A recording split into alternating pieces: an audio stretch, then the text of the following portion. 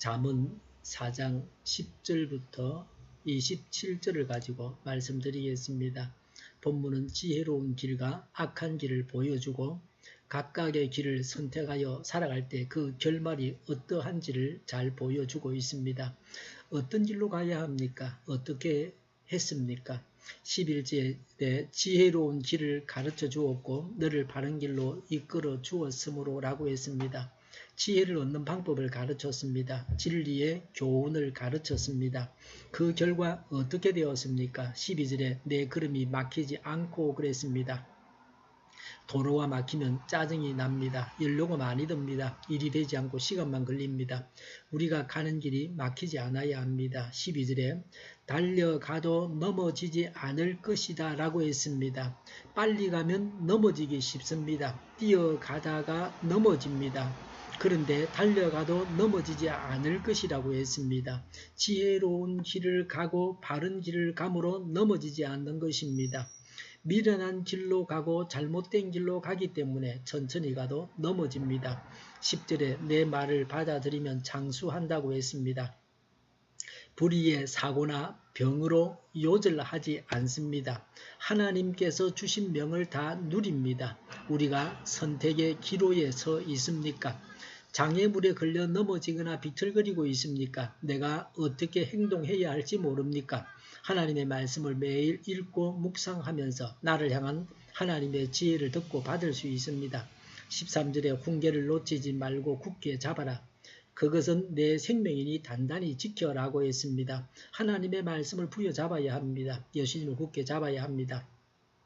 우리는 말씀을 떠나지 않습니까? 하나님의 말씀이 생명입니다. 그래서 말씀을 놓치지 말고 굳게 잡아야 합니다. 말씀이 생명줄입니다. 20절에 내가 하는 말을 잘 듣고 내가 이르는 말에 귀를 기울여라. 21절에 이 말에서 한시도 눈을 떼지 말고 너의 마음속 깊이 잘 간직하여라. 22절에 이 말은 그것을 얻는 사람에게 생명이 되며 그의 온몸에 건강을 준다고 했습니다. 지혜가 장수와 종기와 평안과 영생을 줍니다. 건강까지 좋게 합니다. 건강하려면 신앙생활을 잘 해야 합니다. 악인의 길에 대해서 말합니다. 14절에 악독한 사람의 길에 들어서지 말고 다니지도 말아라고 했습니다. 15절에 그런 길은 피하고 건너가지도 말며 발길을 돌려서 지나쳐 버리라고 했습니다. 우리는 이 말씀대로 하고 있습니까? 악인의 길의 특징에 대해서 말합니다. 16절에 그들은 악한 일을 저지르지 않고는 잠을 이루지 못하며 남을 넘어지게 하지 않고는 잠을 설치는 자들이다 라고 했습니다. 악인은 밥을 먹듯이 습관적으로 악을 행합니다. 17절에 그들은 악한 방법으로 얻은 빵을 먹으며 폭력으로 빼앗은 포도주를 마신다고 했습니다. 악행을 해서 생계를 유지합니다. 18절에 의인의 길은 동틀 때의 햇살 같아서 대낮이 될 때까지 점점 더 빛나지만 19절에 악인의 길은 캄캄하여 넘어져도 무엇에 걸려 넘어졌는지 알지 못한다고 했습니다. 악인은 죽어도 왜 죽는지 그 이유도 모르고 죽습니다. 의인의 길과 악인의 길은 엄격하게 다릅니다. 의인은 믿음과 순종으로 하나님과 바른 관계를 갖는 사람들입니다. 악인들은 불순종과 불신으로 영적인 어두움에 빠져있는 사람들입니다. 악인은 어두움 속에 살기 때문에 넘어집니다. 의인은 말씀에 비추어 살기 때문에 실족하지 않습니다. 하나님의 말씀과 더불어 하루를 시작해야 합니다. 신체의 여러 부분을 잘 관리해야 됩니다. 23절에 그 무엇보다도 너는 내 마음을 지켜라. 그 마음이 바로 생명의 근원이기 때문이다 라고 했습니다. 마음은 정신적, 정서적 능력과 전인격을 말합니다. 사람의 행위가 마음에서 나옵니다. 우리는 마음을 잘 지키고 있습니까? 24절에 왜곡된 말, 속이는 말을 하지 말아야 합니다. 25절에 앞만 똑바로 보아라고 했습니다. 무익하고 가증한 행동을 멀리하고 의와 공평을 추구하는 지혜로운 사람들이 가져야 할 신중한 생활 태도입니다. 마음을 지키기 위해서 눈을 잘 관리해야 합니다. 보이는 것에 마음을 빼앗기기 쉽습니다. 요즘 나는 무엇 때문에 마음을 빼앗기고 있습니까? 요즘 내가 무엇에 마음을 빼앗기고 있습니까? 욕심을 자극하고 있지 않습니까? 26절에 발로 디딜 곳을 잘 살펴라. 내 모든 길이 안전할 것이다 라고 했습니다. 내가 발로 디디며 다니는 곳을 잘 살펴봐야 합니다. 요즘 내가 다니는 곳은 어딥니까?